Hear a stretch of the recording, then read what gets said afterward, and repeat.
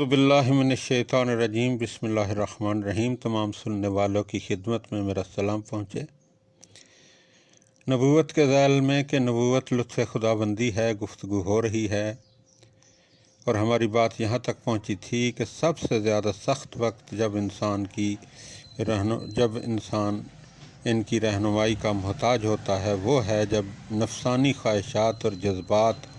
حقائق کو الٹ کر دکھاتے ہیں اور دھوکہ دیتے ہیں، کیونکہ یہی اتفاق زیادہ پیش آتا ہے کہ ہمارے نفسانی رجحانات برے کاموں اور غلط رویوں کو دلکش اور دل فریب بنا کر دکھاتے ہیں۔ اس لیے انسان ہر برائی کو اچھائی اور ہر اچھائی کو برائی سمجھنے لگتا ہے۔ یہ نفسانی خواہشات خصوصاً ایسے وقت میں جب عقل کی قوت باسعادت اور بے سعادت کاموں کی پہچان کھو بیٹھتی ہے، دھوکے بازی اور فریب سے کام لینے لگتی ہے۔ ہم میں سے ہر شخص، وہ چاہے یا نہ چاہے، جذبات اور عقل کی کشمکش کا مارا ہوا ہے، لیکن جسے خدا نے معصوم بنایا ہے وہ ہمیشہ اپنے جذبات پر غالب رہتا ہے۔ تہذیب یافتہ اور دانشور انسانوں کا تو ذکر ہی کیا، وحشی انسانوں کے لیے بھی یہ حکم ہے کہ وہ اپنے آپ کو انسانوں کی خوشحالی اور بھلائی کی راہ پر ڈالیں اور اپنے سماج کے بھی تمام دنیاوی اور اخروی فائدے اور نقصانات پہچانیں، ایک دوسرے کے خیالات سے مدد لیں اور کانفرنسیں، کانگریسیں اور مشاورتی مجلسیں وغیرہ ترتیب دیں۔ اس بنا پر وہ اور مختلف پہلوؤں کے لحاظ سے خدا پر واجب ہے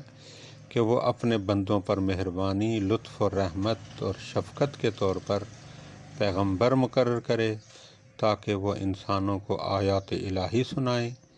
ان کو پلیدی سے پاک کریں،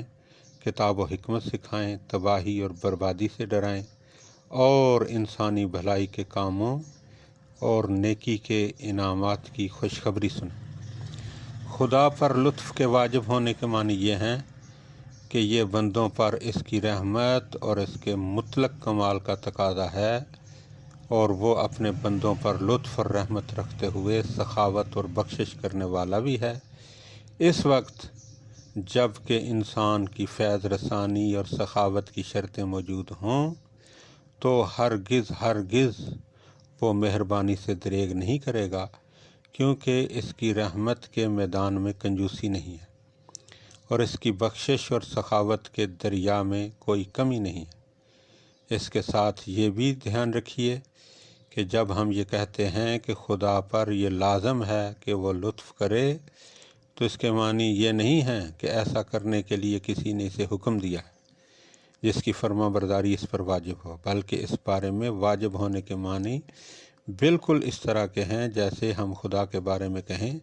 کہ خدا واجب الوجود ہے، یعنی ناممکن ہے کہ خدا سے وجود الگ ہو جائے۔ اسی طرح یہ بھی محال ہے کہ خدا کا لطف و کرم اس سے جدا ہو جائے۔